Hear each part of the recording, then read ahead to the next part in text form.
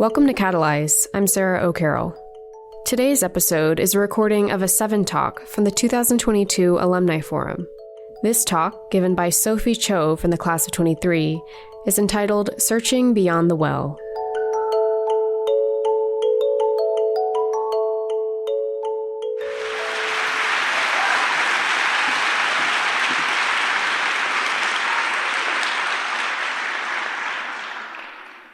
A couple days before the start of my senior year this August, I was stuck in my thoughts about the past 3 years, my summer in Los Angeles, a post-grad job offer I had just accepted, and my final school year ahead. And my contemplation was rooted in questions such as, am I doing enough? And in the things I'm doing, am I contributing meaningfully? And simply, am I enough? So I went to my mom, as I often do when I get stuck.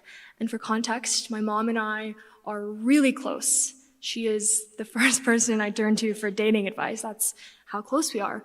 But I have a complicated view of her in that she and my dad moved our family from Seoul, South Korea to Raleigh, North Carolina, leaving behind everything they had and everyone they knew in the hopes that my brother and I would do better than they did, which I held as a common hope among immigrant parents, but also as any parent's hope for their child. So I carried an overwhelming obligation to make my parents' immigration, their sacrifices, their pain worthwhile. I had to make my parents only seeing their mothers once in a decade worth it. I had to make my mom missing the death of her father worth it.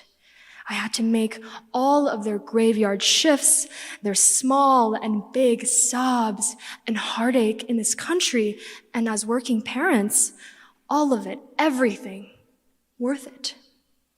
And this was concurrent to my other mission in life, to prove my nuance, worldliness, and worth to myself and everyone else.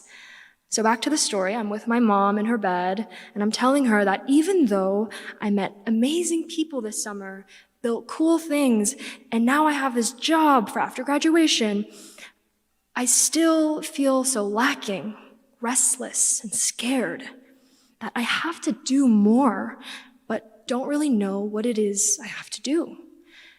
Then my mom gently starts sharing this Korean proverb about a frog in a well. And in this proverb, a happy little frog is content within the walls of its well, clueless to what's outside. But one day, a visiting sea turtle tells this frog of the great, big, blue, beautiful expanse of the ocean. And the frog is then suddenly ashamed, crafting these new requirements to be happy and restless, to leave and find its worth in the world outside. Then my mom proceeds, telling me that this proverb is used in Korean to encourage people to seek the experiences, networks, and places that expand their worldliness, nuance, and worth. And I'm thinking, okay, Mom, I get it. I'm the little frog in the well, ribbit, rabbit, But I did relate to this frog. I moved to Raleigh when I was 6. And in the beginning, while a Jason's Deli cheesy baked potato was the most marvelous thing in the world, something that I thought I was born to just eat, by my 5th baked potato, the marvel of my town in Raleigh wore off. I soon knew all the bends of the roads. I could locate any item at my local Harris Teeter within 15 seconds. And I had never missed a Sunday in my 13 years attending the First Korean Baptist Church by my house. And as I got older, reading the books of Korean American authors like Lee, who was brought up at Exeter and went to Yale, I was intensely aware and ashamed of being in my well, specifically the working class Korean community of Raleigh. I was restless to leave. Then the Morehead-Cain came along, and Anne visited me at my high school and knighted me as a scholar. And while I couldn't be in the Northeast, where I thought culture lived, It provided me an opportunity to metaphorically keep one foot in the well, but also literally, because the old well is right outside, right? While using the financial support to safely venture out and find my worth, finally, through the summers and the Lovelace Fund for Discovery.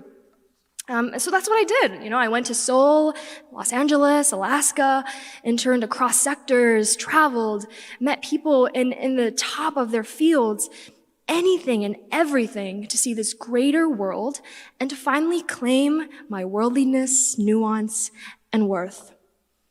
But while I was at these places, doing the things, meeting the people, I still felt like that damn restless little frog, simply incapable of meeting the unclear yet increasing requirements to be content with myself. Then my mom snapped me out of my reflections by asking me, okay, so then what happens when the frog finally leaves the well? I said, I don't know. What happened? I'm sick of this metaphor. But she said something so unexpected, that the frog isn't any happier, but is overwhelmed by the endless things to do and see, and is now striving to overcome and be the best at everything all at once. And it's still deriving its worth from the world around it, when really, the frog's worth as a frog and its capability for happiness was within the frog all along. And she's saying all of this, and I'm just sobbing so ugly, And because here's my mom, for whom I thought I had to work twice as hard as my peers to prove not only that her daughter was worthwhile, but that her pain and her sacrifice was worthwhile. But she continues on saying that even if I had never gone to school and I had stayed to work at my dad's restaurant in Raleigh, that I would have been just as worthy. That even if I had gone up north to a school that my grandmothers in Korea could have more easily bragged about to their friends during poker, I would have been just as worthy. And that her only hope for me, in her duty of love, which manifests in her lifetime of sacrifices for me, is not that I would do better than she did, but that simply that I would know my worth as always being within me, inextricably and unconditionally mine, and in that it will always be mine, unrelated to the experiences, networks, and places that I had been chasing my whole life. And since that evening in August, as I'm still trying to take that in, I find that the gradual lifting of those burdens propels me to pursue the experiences, networks, and places, not in fearful obligation anymore, but out of gratitude. Gratitude to my maker, gratitude to my family, gratitude for the privileges that I hold, the opportunities such as this that I have been given.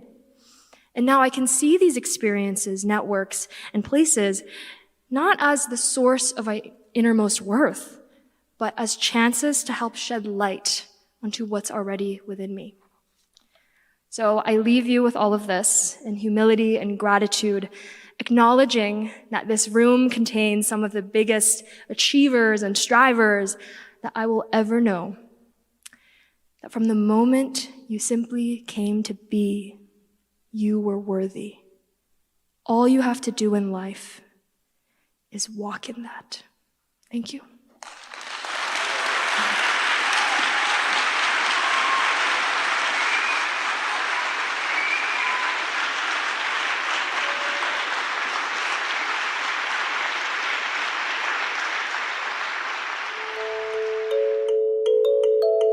Thank you for listening to Catalyze. I'm Sarah O'Carroll. You can watch all of the 7 talks on our YouTube channel at Morehead-Cain. If you want to let us know what you thought of the 7 talk or who you want to hear from next on Catalyze, email us at communications@moreheadcain.org. We'd love to hear from you. Until next time, thanks for listening.